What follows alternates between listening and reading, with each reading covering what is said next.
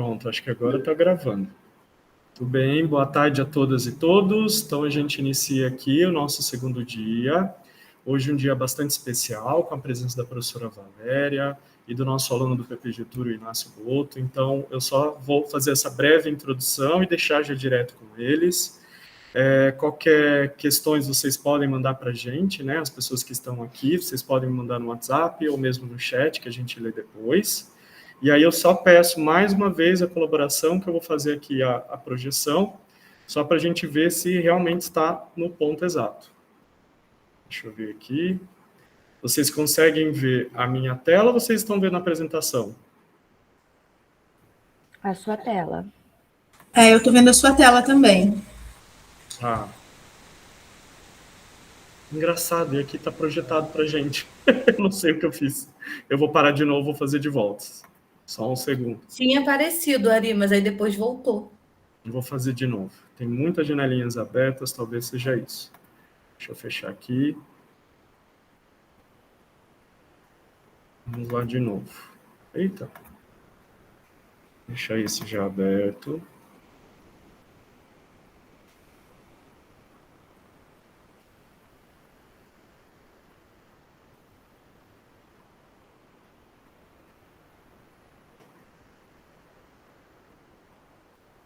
E aqui, então, vou pôr a tela inteira.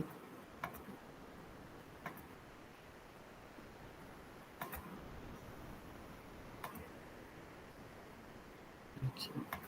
Agora apareceu para vocês ou não? Apareceu. Sim. Para mim está carregando ainda, mas acho que vai aparecer sim.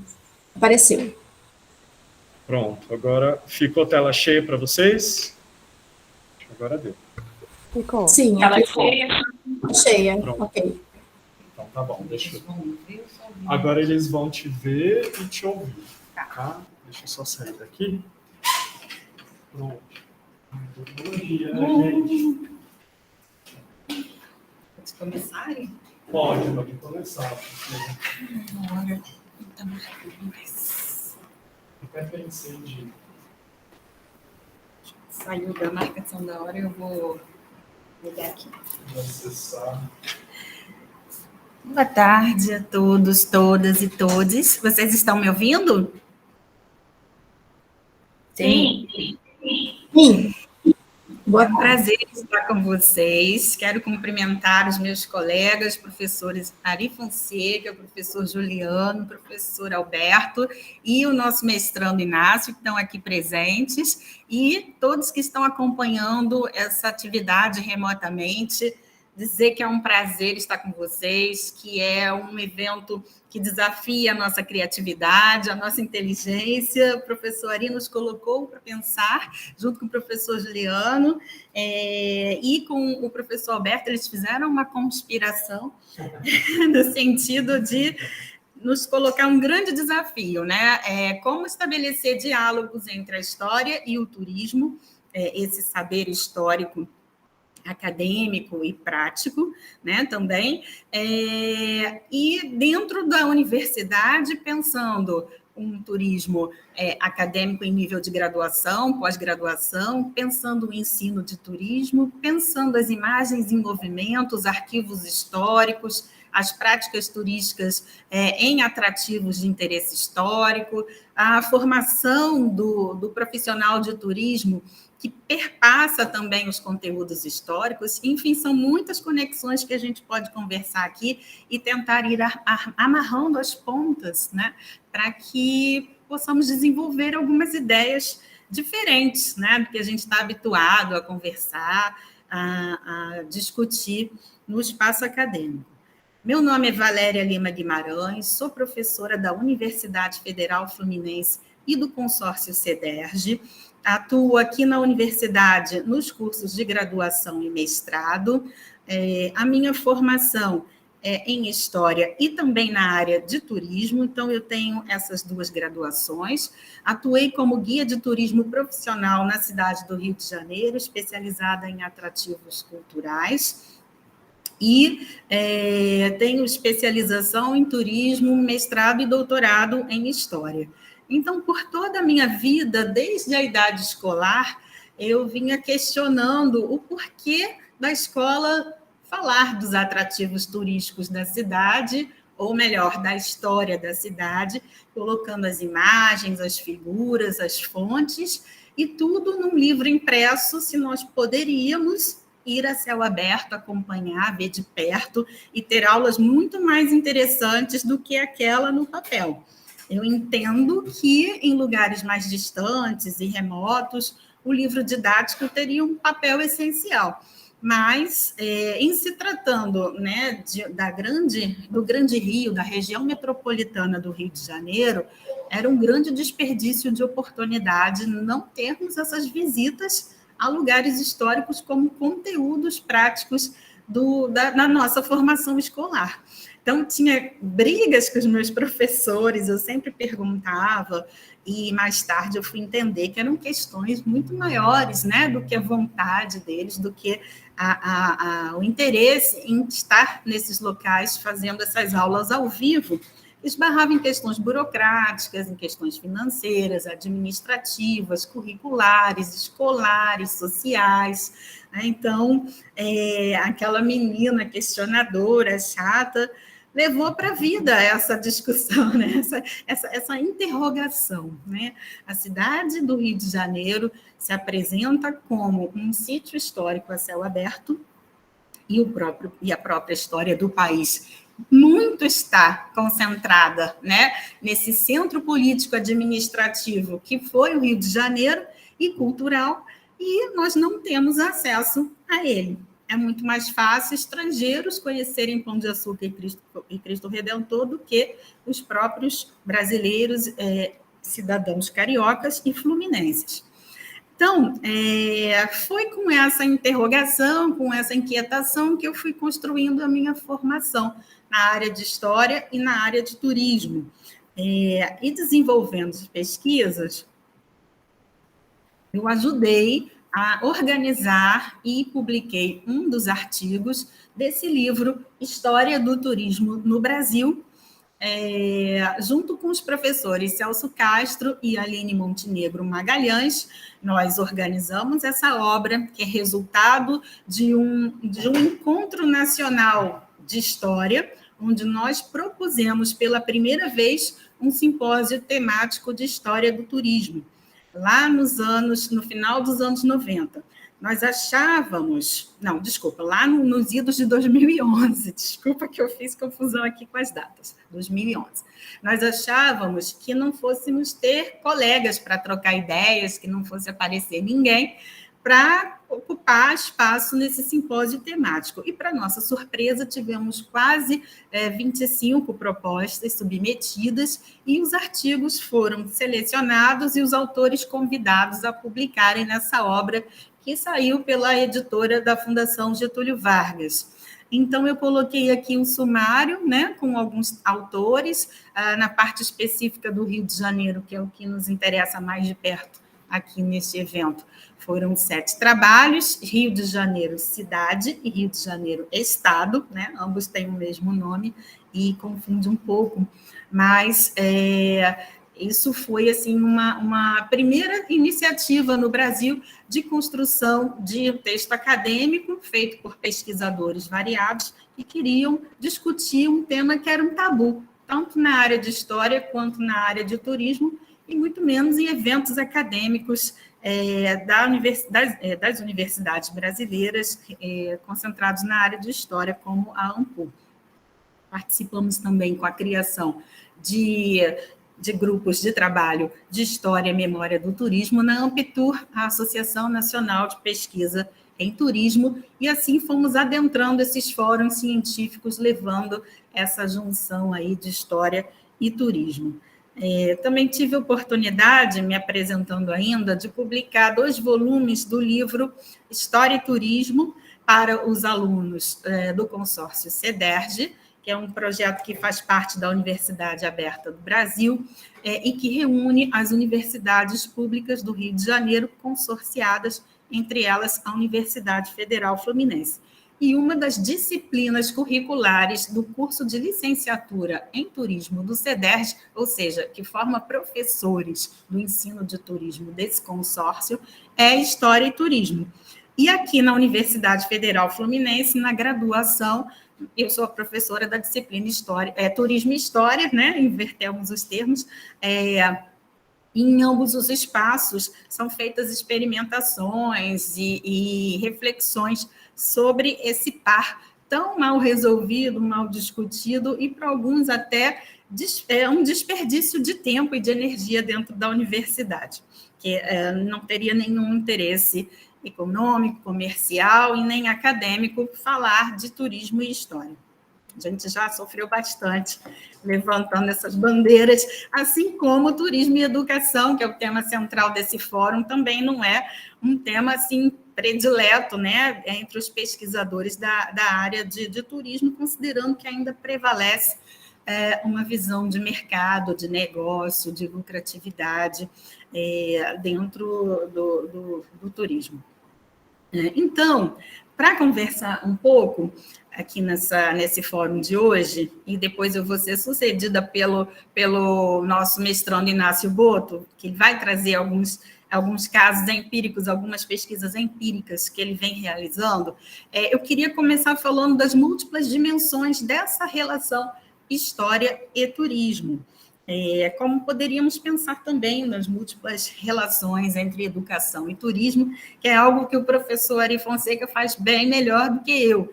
Então, para começar essa conversa, eu achei importante a gente organizar um pouco as ideias e tentar pensar nas possibilidades de diálogo, de relação entre esses dois campos distintos, né? De pesquisa acadêmica, de conhecimento, de atividade profissional, no caso do turismo, de atividade prática também, e quando ele se junta com a história, resulta, né, em pelo menos umas 4 relações possíveis.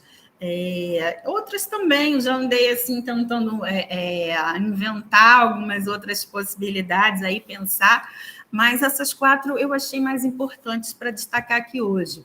A possibilidade de nós pensarmos que o turismo tem história e desenvolvermos, assim, pesquisas acadêmicas sobre a história do turismo, delineando um novo campo de pesquisa acadêmica, ainda mal aceito, mal compreendido, mas que com dificuldades a gente vai encontrando outros colegas e somando forças, brasileiros e estrangeiros, e conseguindo produzir novos conhecimentos que vão além daquelas visões eurocêntricas, lineares, cronológicas, que falam de mitos fundadores, né? A gente quer deixar Thomas Cook descansar em paz, né? E a gente acha que não temos tanto a ver assim, né? O Inácio vai falar do turismo em Juiz de Fora, a história de turismo em Juiz de Fora, ele não precisa evocar o fantasma de Thomas Cook, que é o que a gente sempre brinca, né, Inácio?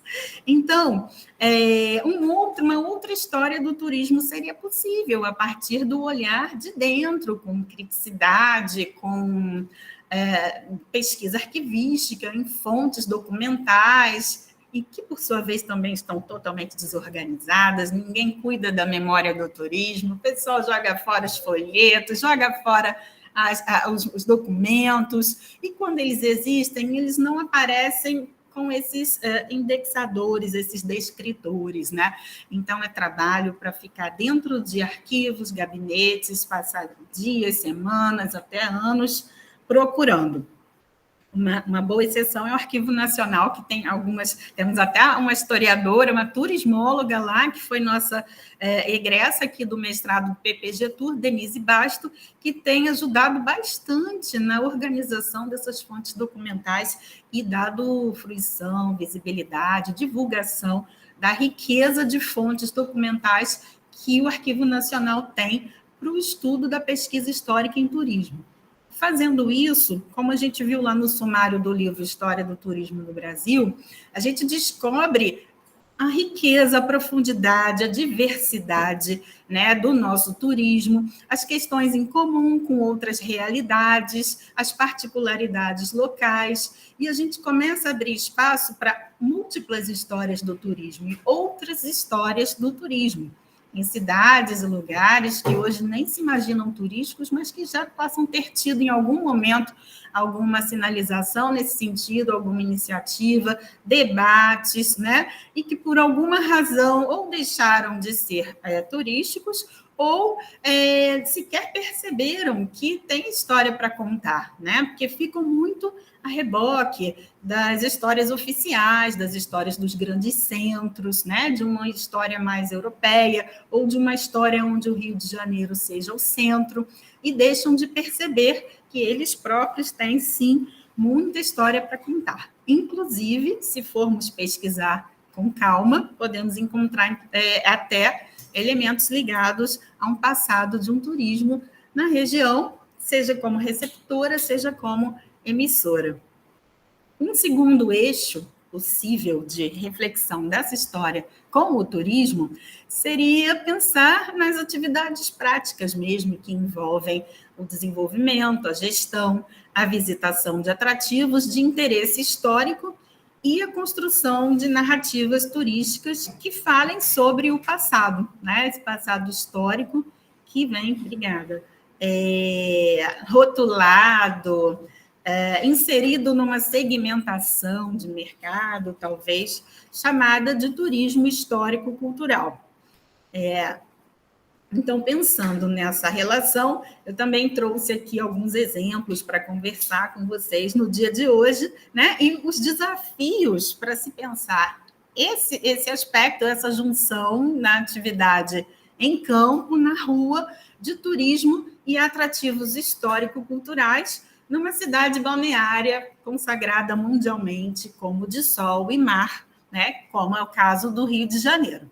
É muito difícil para o guia de turismo especializado em atrativos culturais conseguir vender o seu peixe se tiver um dia maravilhoso de sol como esse de hoje. Vocês não estão vendo aqui, mas está azul, o céu e o mar estão azuis, brilhantes, uma paisagem exuberante que faz qualquer um ficar bastante feliz e satisfeito, e com vontade de sair de sala de aula e contemplar essa paisagem ao ar livre.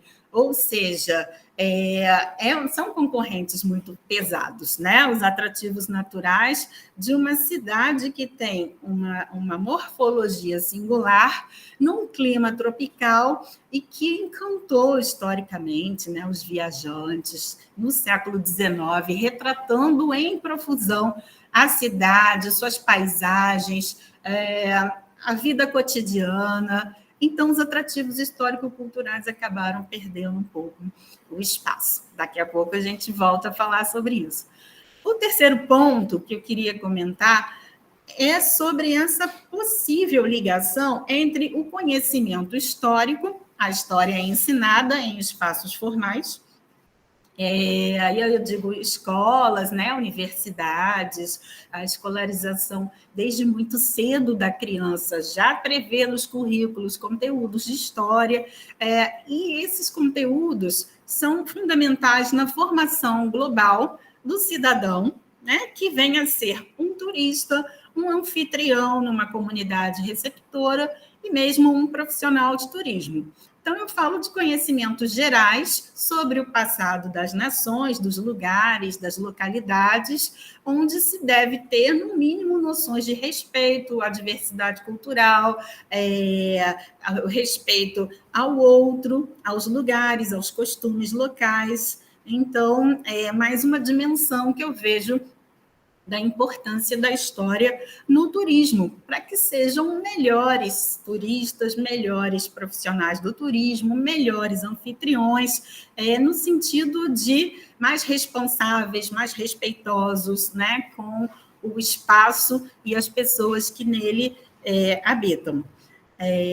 E, por fim, pensar aí uma história ensinada nos cursos de formação em turismo, né? Como eu comecei dizendo, que eu atuo nesse eixo, em universidades, mas também temos os cursos de formação de guias de turismo e capacitações variadas na área de turismo, e muitas vezes elas se voltam mais para o olhar técnico, para não dizer tecnicista, e se esquecem um pouco da formação humana, da formação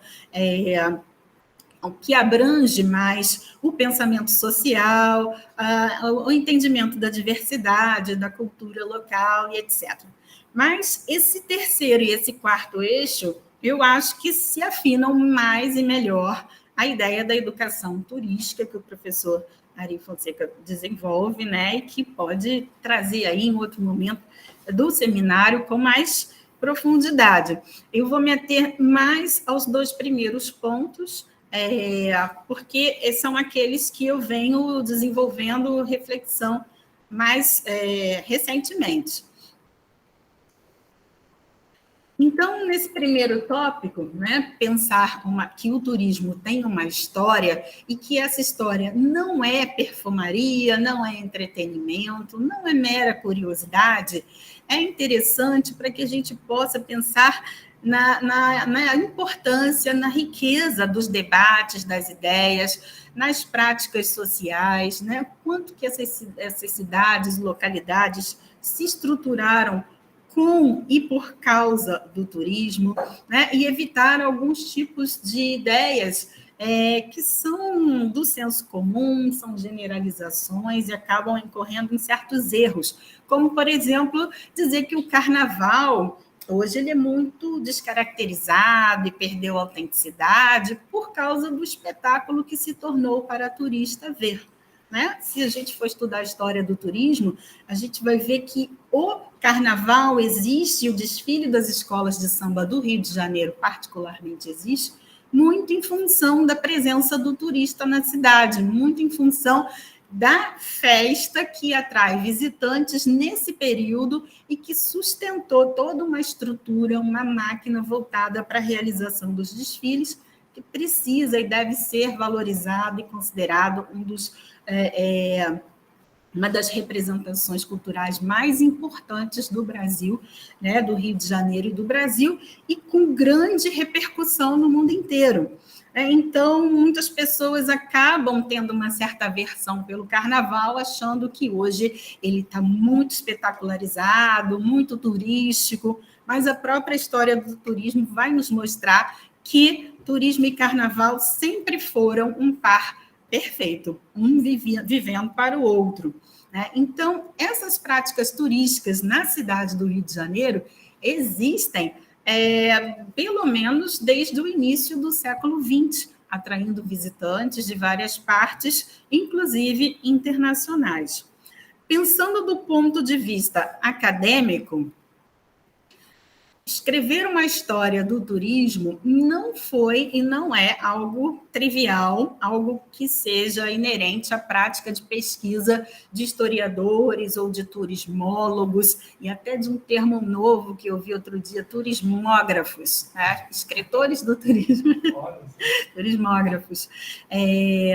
Então, eu selecionei uma passagem de um historiador chamado John Walton, que é um dos mais antigos pesquisadores de história do turismo no mundo, que nos anos 60 já se debruçava sobre o tema na Espanha, e que ele diz que os historiadores estão cada vez mais no campo de estudos de turismo, em partes graças ao trabalho de Alvo Constantini, não sei se eu falei corretamente, no Conselho Editorial de Annals of Tourism Research. As barreiras à aceitação estão sendo desafiadas com sucesso. Isso levou um tempo excessivamente longo, provavelmente porque o turismo tem sido visto literalmente como uma atividade marginal, cujas conexões com os mundos históricos preferidos da alta política, diplomacia, comércio e indústria manufatureira não pareciam óbvias.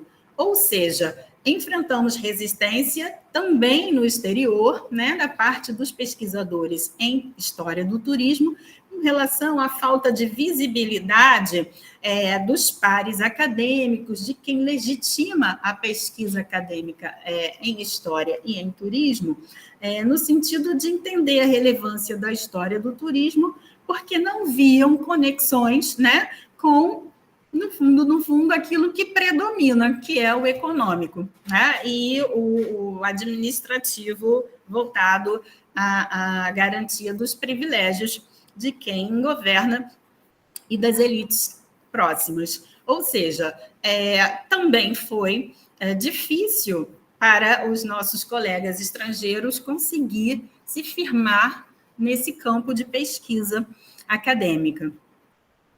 Mas, na década de 2000, final dos anos 90, início dos anos 2000, nós começamos a ter um mercado editorial interessado na produção de livros acadêmicos que estudassem a história do turismo. Então, eu trouxe alguns exemplos internacionais, como Marc Boyer, que é a história do turismo de massa, um historiador francês. Essa obra é de 1999, e o See America First, da Marguerite Schaeffer, que é uma obra de 2001, né, onde ela está estudando os interesses nacionalistas e construção e fortalecimento da identidade nacional dos Estados Unidos com as práticas turísticas conectadas. Né, estimular a visitação interna, o turismo doméstico, como uma forma de conhecimento e adesão ao ideal de nacionalidade estadunidense.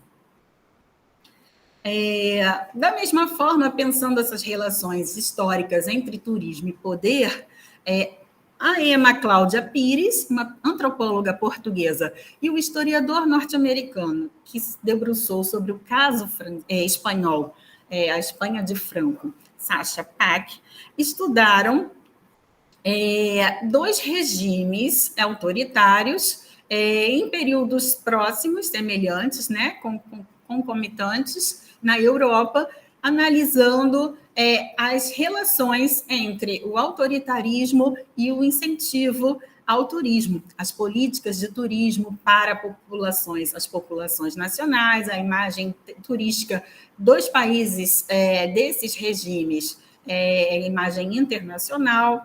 Então, são duas obras também muito relevantes e que eu destaquei aqui como resultado dessa persistência dos pesquisadores, olhando a historicidade do fenômeno turístico, conectado não só à economia, mas também à política, à cultura, né? Inclusive em regimes de exceção, onde o turismo desempenhou um papel muito importante. Aqui no Brasil, nós estamos tendo artigos acadêmicos, eventos, como eu já citei, e publicações, né?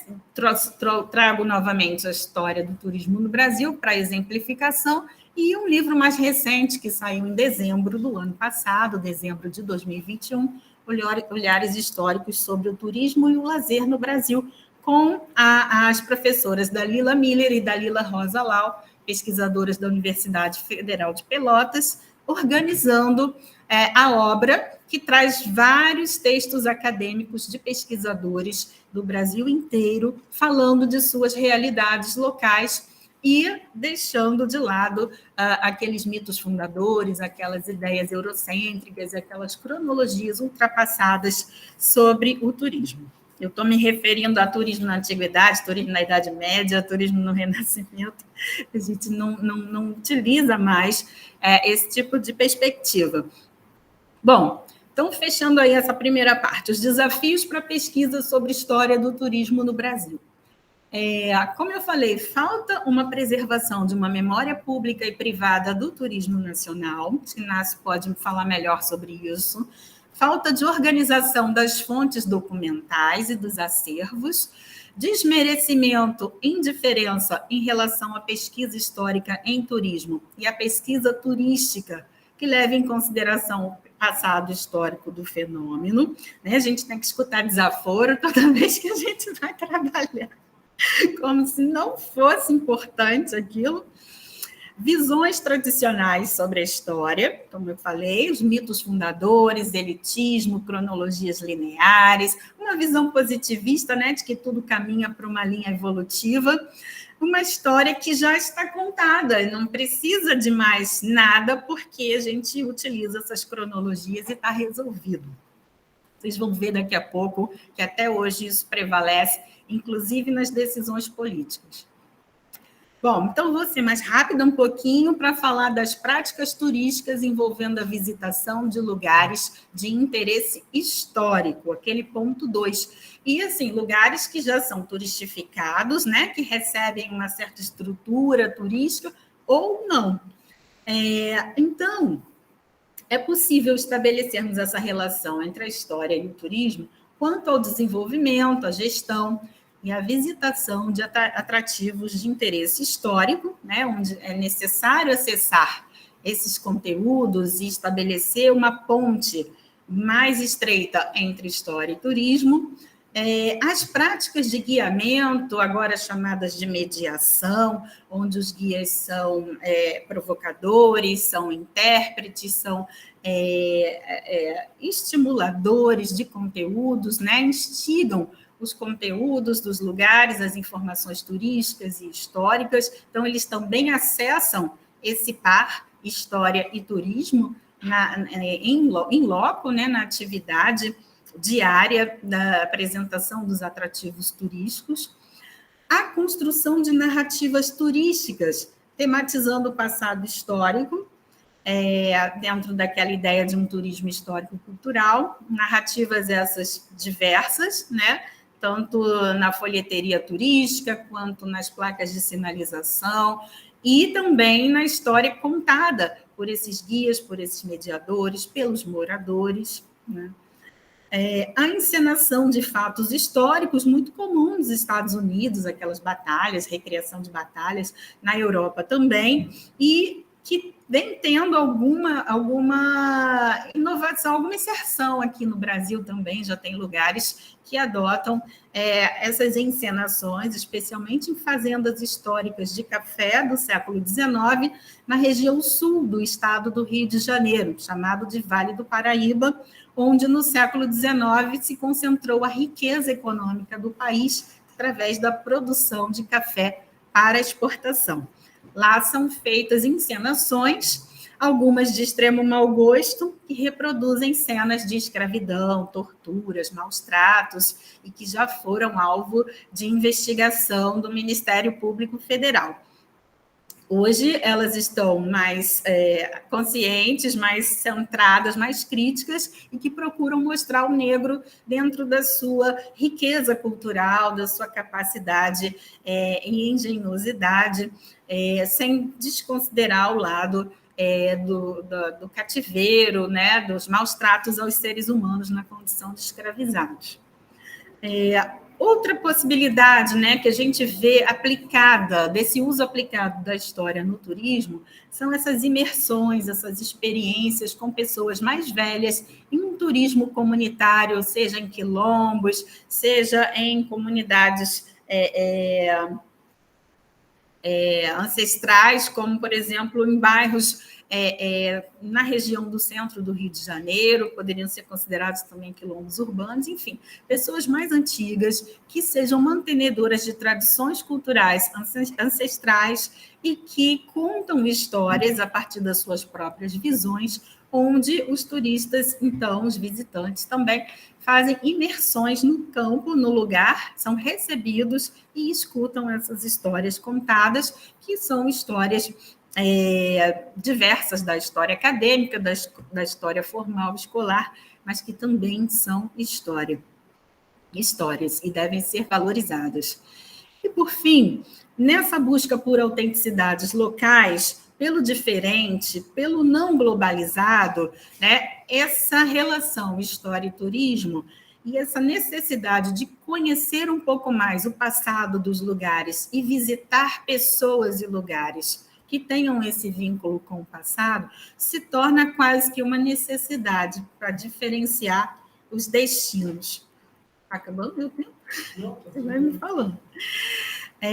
Um outro aliado, né, que eu não vou dizer que seja um problema, a gente pode olhar de várias formas essa faceta da relação da mídia com o turismo e a cultura, né, é a possibilidade de divulgação em escala global, com as mídias eletrônicas e digitais, e o cinema já tendo feito esse papel muito fortemente na segunda, né, entre o final da primeira e a segunda metade do século XX, vamos dizer assim, entre os anos 30 e os anos 80, o cinema desempenhou um papel fundamental, 80, 90, né? Hoje a gente tem as mídias digitais projetando tanto quanto ou mais, né, essas localidades e esses destinos, e mostrando aí suas particularidades, sua história, causando mais curiosidade e interesse nas pessoas. Então, hoje, um dos destinos turísticos, um dos atrativos, melhor dizendo, turísticos mais visitados na cidade do Rio de Janeiro, o terceiro mais visitado, depois do Cristo Redentor e do Pão de Açúcar, é justamente a Escadaria Selarón, né, que é um trabalho artístico em azulejaria, feito por esse personagem, essa pessoa que se tornou um personagem, que é o Jorge Selarón, um cidadão chileno que viveu no Rio de Janeiro e se estabeleceu na região da Lapa, em Santa Teresa, próxima a Santa Teresa, e que decorou uma escada completamente abandonada, mal conservada, com azulejos do mundo inteiro. E isso chamou a atenção, né, muito recentemente, dos visitantes da cidade, por conta também da projeção mundial dada por artistas como Pharrell Williams e Snoop Dogg no seu clipe, né, Beautiful, além de outras divulgações e mídia espontânea, né, dos próprios visitantes nas redes sociais. Então, hoje é praticamente impossível conseguir fazer uma foto na Escadaria Selarón, tanto quanto no Cristo Redentor e no Pão de Açúcar, por conta da enorme concorrência. O mesmo Snoop Dogg trouxe a público recentemente, agora no mês de junho, no seu Twitter, a batata de Marechal, que é um produto feito há 30 anos por um vendedor do bairro de Marechal Hermes, no subúrbio do Rio de Janeiro, e que se tornou muito conhecido por conta do exagero, da quantidade de batata que ele oferece a um preço muito baixo e dos complementos que vêm junto com a batata. Então, é parada obrigatória dos moradores e das pessoas que agora vêm de fora, inclusive de outros estados e países, conhecerem a famosa batata de Marechal. Ela se tornou patrimônio cultural da cidade do Rio de Janeiro, recentemente também, e patrimônio cultural imaterial, né, da cidade do Rio de Janeiro, e ela vem atraindo pessoas para o subúrbio da cidade, conhecer a história, conhecer as pessoas, a vida cotidiana fora da Zona Sul, que é a área mais turistificada da cidade, e que é um ícone, é um clichê, o corredor geográfico e o corredor turístico da cidade se concentra hoje na Zona Sul. Então, esse olhar se desloca para além do túnel Rebouças e chega até a Zona Norte, embarca num trem do subúrbio e vai ao bairro de Marechal, conferir de perto a batata, a cultura local, muito além do Cristo Redentor, do Pão de Açúcar e agora também da Escadaria Selarón, que fica no centro da cidade. Ainda agora, no mês de junho, né, vocês vejam que tudo isso é bastante recente, houve a regulamentação na Assembleia Legislativa do Rio de Janeiro do turismo histórico no Estado. Em tese, isso não traz assim, para a gente muita compreensão do que signifique a sanção de uma lei que promete reconhecer áreas de importância histórica como sendo de interesse turístico, fortalecendo a cultura do Rio. E a justificativa, né, da lei, que inclui o turismo histórico, é que esses grandes acontecimentos históricos do país que tiveram terreno no Rio de Janeiro, né, cidade e estado, causam grande interesse para o turismo desde o período monárquico, ou melhor, esses acontecimentos, desculpa, fiz uma grande confusão que eu estou querendo resumir. Esses grandes acontecimentos históricos do país, desde o período monárquico, né, eu frisei ali em vermelho, precisam ser valorizados porque eles fortalecem a nossa cultura, as bases culturais do nosso povo, e então passaram a figurar, né, como dentro dessa lei que declara de interesse turístico os lugares que tenham tido alguma repercussão da história nacional.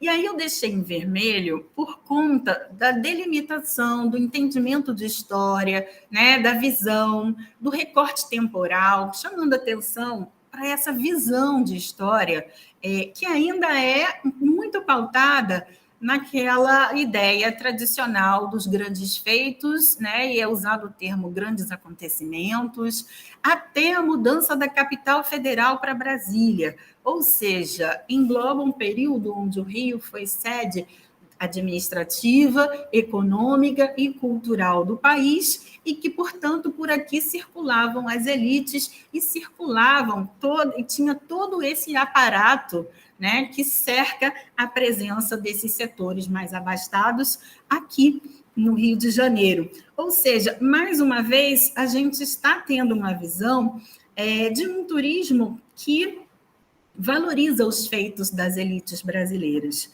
e deixando de lado o espaço para outros possíveis turismos, personagens e atores e outras histórias possíveis do Rio de Janeiro que nos fazem enxergar aí a sua potência para o turismo histórico-cultural. Não sei se eu me fiz entender, mas é um raciocínio que eu estou querendo desenvolver, dizendo que a visão de história ainda está muito centrada naquela visão dos grandes acontecimentos políticos e econômicos da nação. Então, o Rio de Janeiro se esvazia depois dessa transferência da capital federal para Brasília, e é como se sua história deixasse de ser escrita e realizada, né? E esquecemos com isso outros protagonismos de outros personagens que antes, durante e depois do Rio de Janeiro ser capital, estiveram aqui fazendo história e ainda fazem. Então, os desafios para o turismo histórico-cultural no Rio de Janeiro são justamente superar essa visão de que o Rio de Janeiro tem uma vocação ou uma natureza turística de turismo voltado para a apreciação da sua paisagem natural, para a contemplação das suas montanhas, a beleza da Baía de Guanabara e o mar da cidade. Essa é uma visão predominante que ainda está presente nas palestras, nos eventos que a gente assiste, né? Na fala de alguns gestores, e que coloca o turismo histórico-cultural como uma espécie de plano B, quando não dá para contemplar a paisagem, a natureza, a superlotação nesses atrativos que são ícones e são realmente belíssimos, maravilhosos, dignos de visitação. Então, uma opção, uma alternativa seria, né, que não fosse visitar o Cristo Redentor, visitar o Pão de Açúcar, visitar a Floresta da Tijuca, seria, então, ir para um atrativo cultural, como um museu, por exemplo. Tempos atrás, o próprio órgão responsável pela gestão do turismo na cidade fez uma propaganda que colocava na rua essa frase: choveu, visite um museu. Né? Então, seria uma alternativa, se não der para você visitar os nossos principais cartões postais. Vai sempre colocando em plano secundário essa potência que é a história da cidade, do país, né? E do mundo, sintetizados nesse espaço geográfico que é o Rio de Janeiro. Sem querer afastar, né, os nossos principais ícones turísticos mundiais, a ideia de uma complementaridade seria muito mais interessante do que uma visão de substituição na falta de opção. Ou seja, vamos visitar o Pão de Açúcar, mas também o Cristo Redentor, mas também os atrativos histórico-culturais da cidade como partes essenciais para se conhecer o Rio de Janeiro. né? E não apenas um tour de 2, 3 dias, onde a natureza é priorizada em detrimento dos atrativos histórico-culturais, que é uma visão marcadamente hegemônica ainda no mercado turístico. Mas, mesmo os atrativos naturais também têm história, né? Então, a construção do acesso a esses atrativos, no caso do Pão de Açúcar, o bondinho, no início da década de 1910, né? A construção da estátua do Cristo Redentor, na década de 30, aqui nós temos na imagem uma senhora sentada num espaço que era um mirante, e depois vai ser implantado ali uma espécie de pagode chinês. Como é que seria aquilo, né? Do que é chamado de chapéu do sol, né? Que é uma cobertura para apreciação da paisagem, mas então, acessada através de trens eletrificados, que a estrada de ferro foi construída por Dom Pedro II ainda no século XIX. Então, tudo isso vai mostrando, né, o quanto o interesse de ver a paisagem, de acessar a construção, a presença de visitantes, o quanto isso tem um passado e tem uma história conectada ao cotidiano, à vida na cidade e aos outros temas considerados mais relevantes da história da cidade. O Jardim Botânico é um outro atrativo considerado natural e de muita procura, muito visitado na cidade do Rio de Janeiro, mas que também tem uma dimensão histórica da maior importância e muitas vezes ignorada até pela própria administração local, né, que dá muito mais ênfase aos aspectos ambientais. Mas a história do Jardim Botânico está conectada com a presença da corte real portuguesa e a vinda da família real portuguesa ao Brasil em 1808 e a construção de um jardim de aclimatação de espécies para o desfrute da família real portuguesa.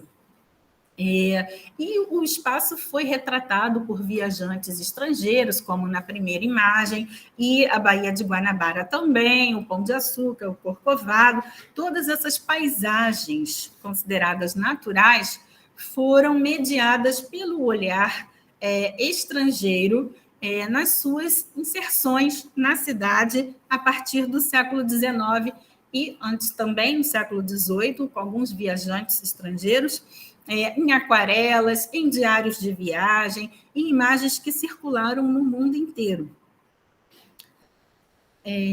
Na virada do século XIX para o século XX, né, vivendo ares de modernidade e querendo se apresentar ao mundo como a capital mais civilizada da América Latina, num espírito da Belle Époque francesa, o Rio de Janeiro adota um projeto de grande intervenção urbana visando a sua modernização e a expulsão daqueles aspectos considerados atrasados que enfeiavam a cidade e estavam conectados a um passado colonial do qual a cidade e o país não queriam mais se lembrar. Então, há uma grande intervenção urbana com a construção de muitos prédios com arquitetura moderna, um grande investimento no centro da cidade e a expulsão das famílias mais empobrecidas remanescentes do período da escravidão para dar lugar a esses novos equipamentos culturais que tiveram de imediato interesse turístico. E um dos momentos, né, eu me refiro à reforma Passos, sendo essa mais contundente, que provocou, à custa de muita violência, a reurbanização da cidade e o embelezamento da cidade, para que ela fosse chancelada mundialmente como uma cidade moderna, né? Então, a construção desses edifícios procurava construir também uma imagem internacional do Brasil e do Rio de Janeiro como sendo um lugar civilizado. Esse aspecto civilizatório motivou a criação de grandes eventos internacionais, como a exposição do centenário da abertura dos portos, que foi um ato de Dom João VI, lá em 1808, rei de Portugal, quando chega ao Brasil, e as comemorações do centenário da independência, que agora estamos falando bastante, porque estamos no bicentenário. Esses dois eventos, o de 1908 e o de 1822, geraram uma movimentação turística muito grande no centro da cidade, e era ali o eixo de visitação internacional. Era ali que o Rio de Janeiro queria se mostrar para o mundo. Então, aqui nós temos um detalhe do pavilhão de festas, o Palácio de Festas, ainda nas comemorações do centenário da independência do Brasil, ocorrido em 1822, independência do Brasil em relação a Portugal, e que gerou uma série de eventos, né, 100 anos atrás, que tiveram lugar na cidade do Rio de Janeiro.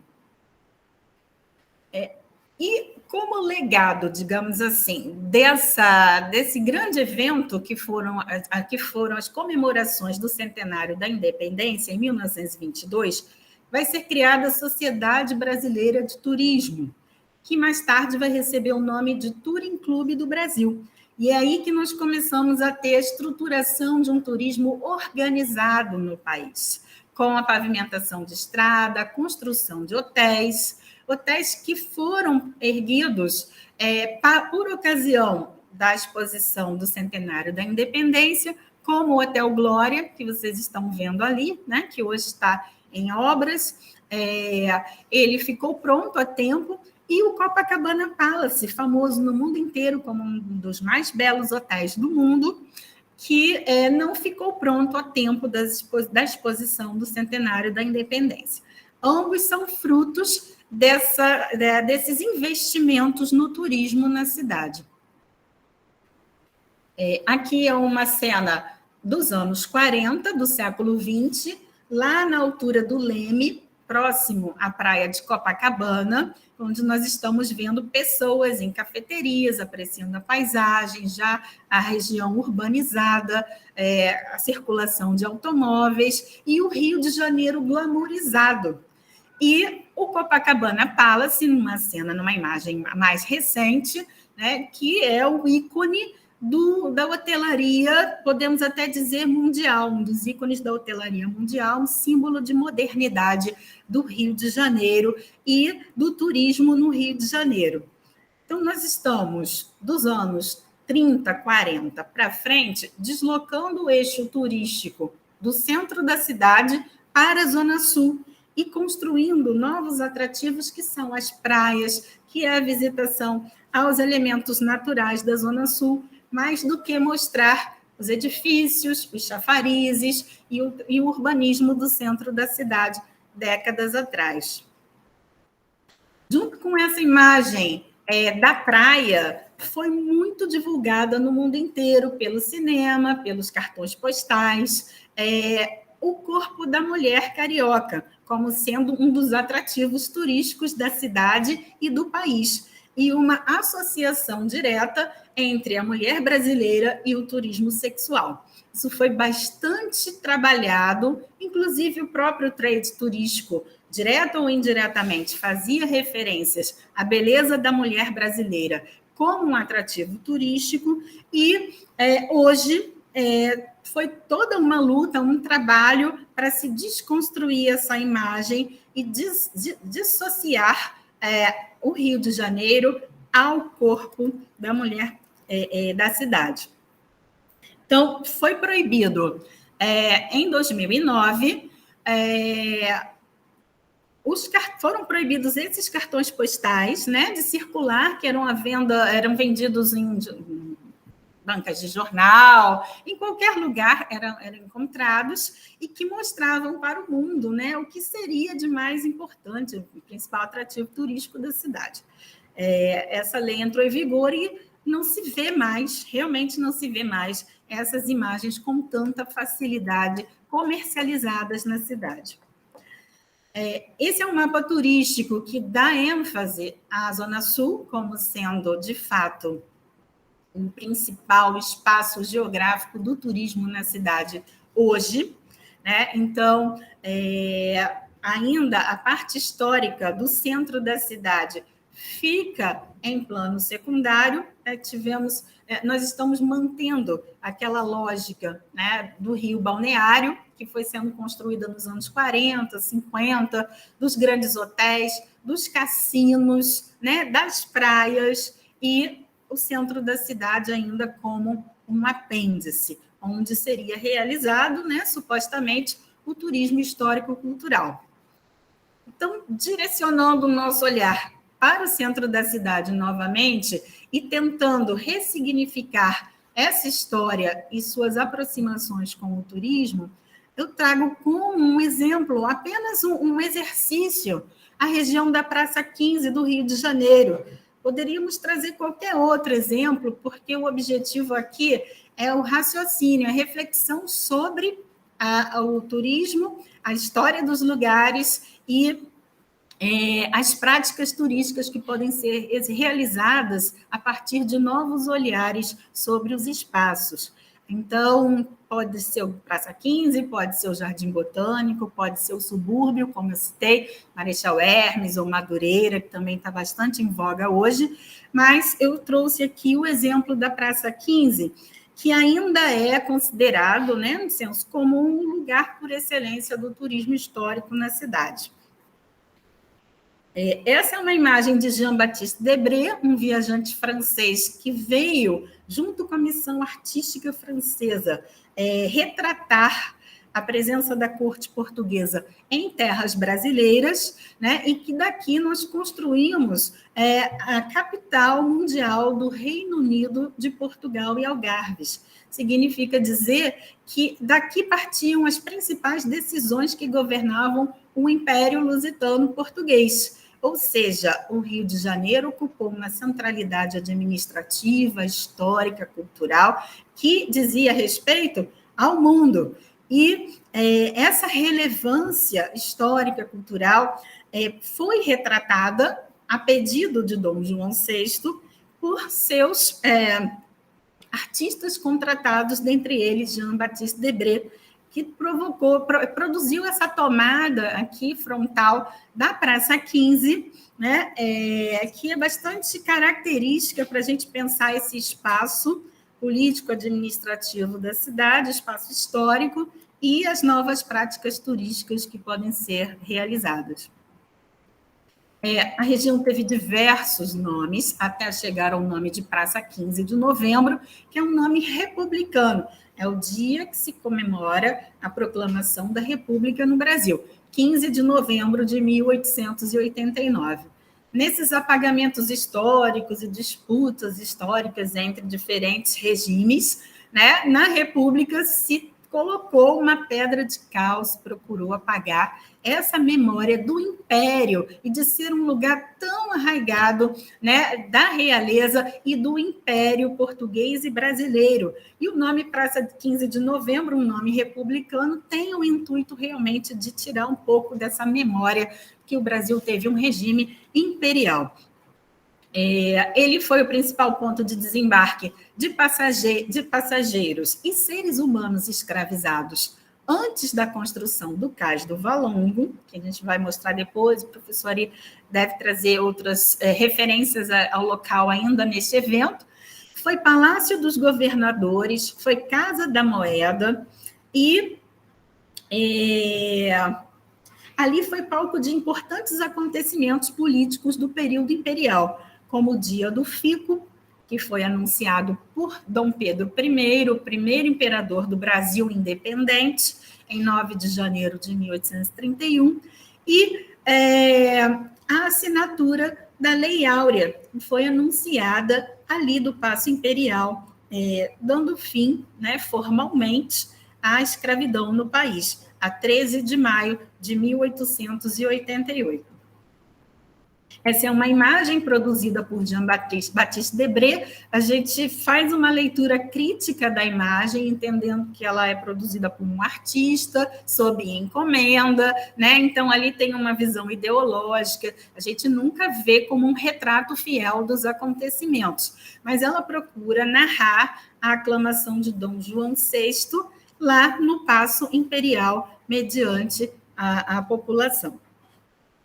Então, nós éramos sede do Reino Unido de Portugal, Algarves, Brasil e Algarves, da Quem e da Além-Mar em África. Dom João VI se consagrou, né, e foi aclamado Senhor da Guiné e da Conquista, navegação e comércio da Etiópia, Arábia, Pérsia e Índia, e etc. Né, ele se auto-intitulava dessa forma nesse evento que aconteceu lá na Praça 15, no Paço Imperial.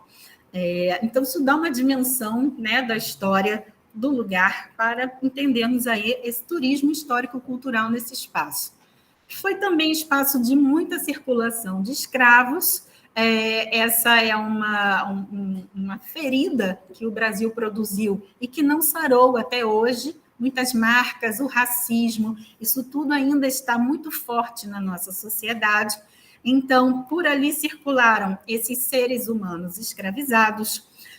O chafariz do mestre Valentim, que é essa construção que vocês veem aqui em primeiro plano, na figura de baixo, era um dos símbolos, além do Paço Imperial, desse espaço histórico, porque ele era utilizado para o abastecimento de água da população na cidade e dos navios que vinham para cá. Então, ele aparece em primeiro plano, aqui embaixo, e nas outras imagens, com a vida cotidiana, a presença de escravizados que tanto chamaram a atenção dos artistas estrangeiros. Aqui tem uma cena do abastecimento de água, dos navios se aproximando do chafariz, e ele, como é hoje, né, que a área foi aterrada, mas ali está o nosso ícone, um dos ícones desse passado colonial da cidade, que era uma cidade que vivia com muita dificuldade de abastecimento de água. Então, ele foi construído para tentar mitigar um pouco, minimizar um pouco esse problema.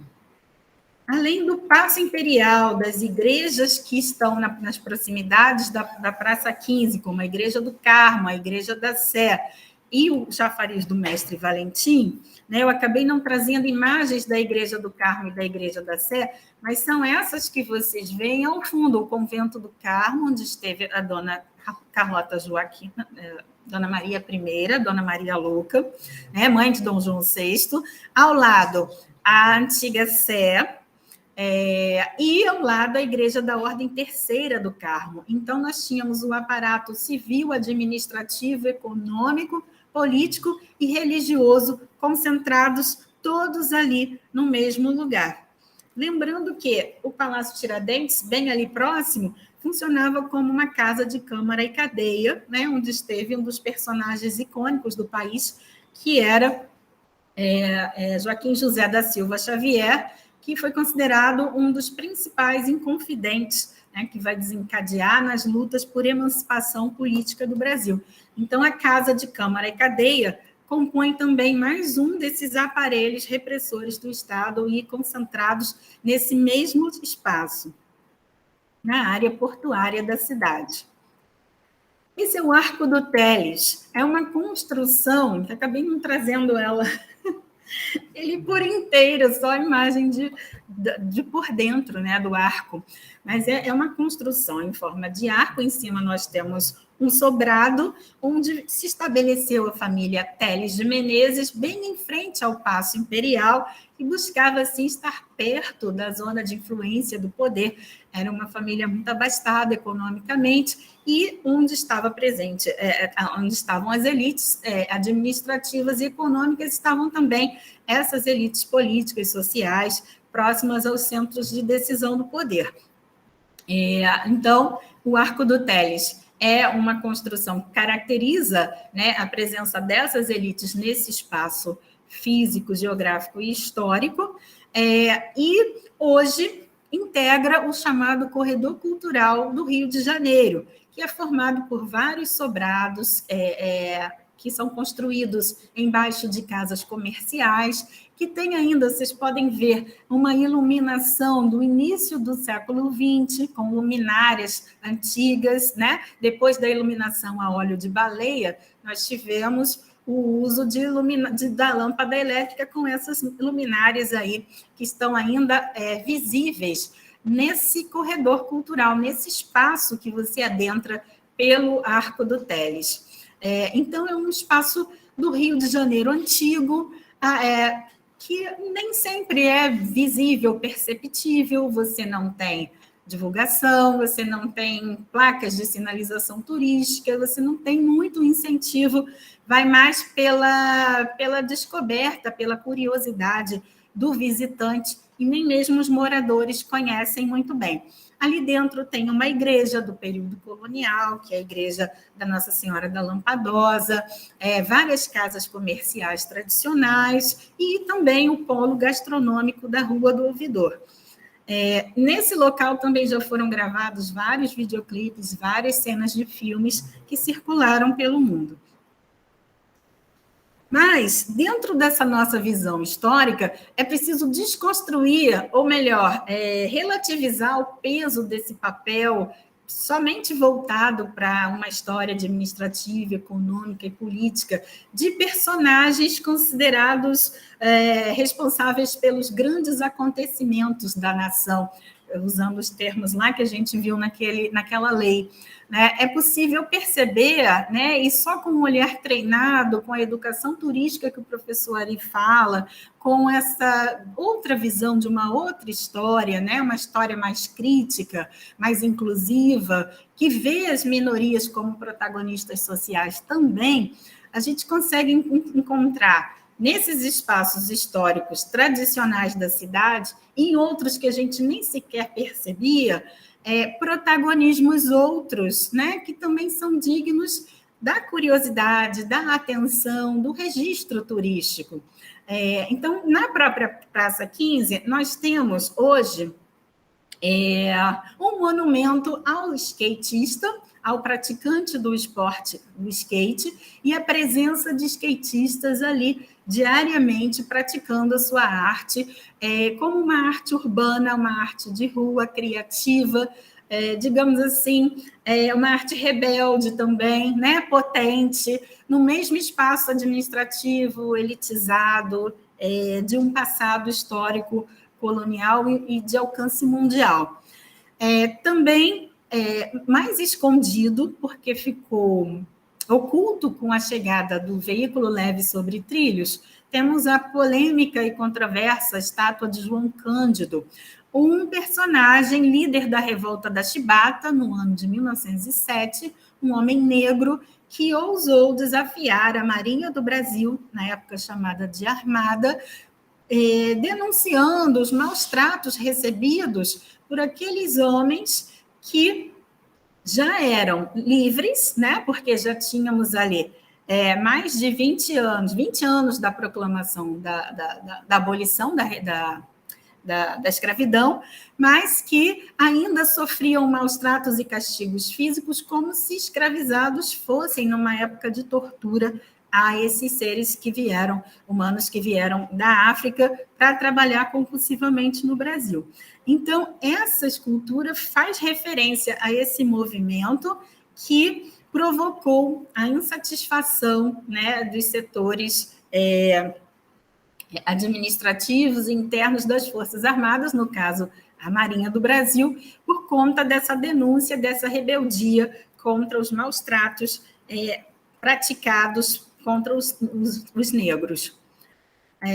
Também destacar a Feira de Antiguidades da Praça 15, que vende aí produtos aos sábados, os mais variados, inclusive produtos que não são considerados objetos de arte, mas coisas que as pessoas têm e que precisam vender como uma questão de sobrevivência, Em alguns momentos, em alguns espaços da feira, a gente vê muito isso, essa dificuldade de resistir e existir em tempos de economia tão difíceis. Então, a Feira de Antiguidades traz artes, artesanatos, a produção cultural da cidade, mas também uma forma de sobrevivência dos menos favorecidos. E aí, me alongando demais, eu estou preocupada com o tempo, nós temos ali do lado a zona portuária, que veio de uma forma avassaladora apresentar-se ao mundo novamente. A gente tinha visto isso 100 anos antes, né? Lá na Avenida Central, com os hotéis, com os equipamentos turísticos que foram construídos, Teatro Municipal, entre outros. Estamos vendo agora, 100 anos depois, algo muito parecido acontecendo na região mais tradicional, mais antiga da cidade, que foi um projeto de embelezamento turístico por conta, né, motivado pela presença dos grandes eventos internacionais, especialmente as Olimpíadas Rio 2016. Essa região que se consolidou pelo embarque, é o maior porto de desembarque de seres humanos escravizados do mundo, né, onde se cometeu uma grande violência, um racismo estrutural, violência física, né, um país erguido às custas da exploração da mão de obra negra, ali, com todo um trabalho sutil de apagamento e silenciamento, se construiu um novo discurso turístico de um Rio de Janeiro moderno, que traz um veículo leve sobre trilhos, uma roda gigante, um aquário, murais de artistas consagrados, e revitaliza aquele espaço histórico para atrair uma nova população frequentadora que vai contemplar esses novos atrativos turísticos do lugar, mas que não é estimulada a conhecer a história do lugar, a população local, os seus remanescentes de memória e a sua ancestralidade. E o ícone principal, né, nessas obras de reurbanização da região portuária ficou sendo o Museu do Amanhã. Curiosamente, nessa matéria que eu trouxe para vocês, considerado um lugar de memória no local. É um museu recém-construído, dentro dessas visões, né, de um Rio de Janeiro moderno do século XXI, lembrar aí das Olimpíadas, do discurso de marca Rio, de uma marca turística internacional moderna, civilizada, apresentando a região considerada mais degradada da cidade como um novo Rio de Janeiro a ser a valer a pena para os investidores, com novos prédios modernos, né, novos negócios, e isso atraiu os olhares do mundo inteiro. E ali foi construído um museu, uma arquitetura de um arquiteto espanhol chamado Santiago Calatrava, chamado Museu do Amanhã, e que hoje é apresentado ao mundo como a principal atração do lugar, o principal atrativo do lugar, e até um lugar de memória. Esse termo é muito caro para os historiadores, né? E foi usado de uma forma assim, bastante polêmica e questionável, considerando justamente ser ali o espaço dos desembarques dos escravos, da construção de um espaço de resistência negra na cidade, chamado Pequena África, e onde, inclusive, surgiu o samba carioca. Um dos lugares onde surgiram o samba carioca. Bom, estou acabando.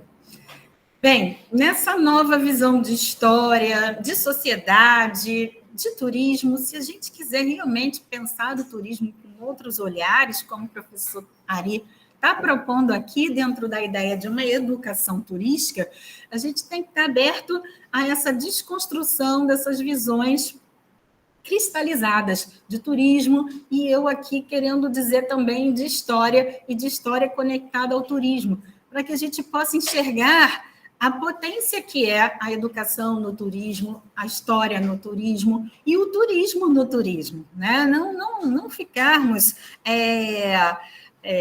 chancelando essas visões ultrapassadas, machistas, racistas, homofóbicas, que reforçam a desigualdade econômica e social dos lugares, né? Então, com uma outra visão de história, uma outra visão de educação e uma outra visão de turismo e de quem pode ser turista, porque, como vocês viram lá atrás, na história do turismo do Rio, tudo foi feito para quem pode pagar, né? A gente estava até aqui debatendo os altos preços dos cartões postais da cidade, como Cristo Redentor e Pão de Açúcar, né? Então, pensar um outro turismo é possível junto com um pensamento de uma outra história da cidade, outros olhares e uma outra forma de educar também, uma outra educação e educação turística, que é a proposta aqui do evento.